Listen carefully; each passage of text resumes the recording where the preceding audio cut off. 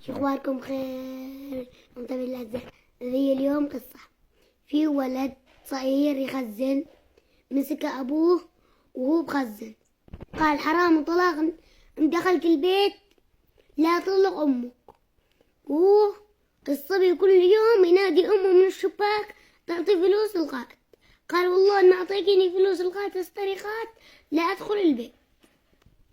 يدخل البيت يعني يطلق هذا دخل البيت. ايه وش يعني قال لأمه قال له ممنوع يدخل البيت؟ إيه. أبوه؟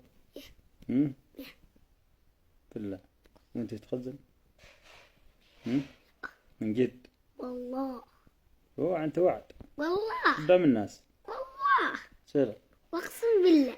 ولما تروح ولما أروح أنا بشوف يلا وعى والله فوقي. والله يعني لا خزنك الله فوق. أو صرني والله أنا بشوف. واشتراك ومتابعة واكتبوا لنا بالتعليقات إذا أنتم تخزنون أو لا.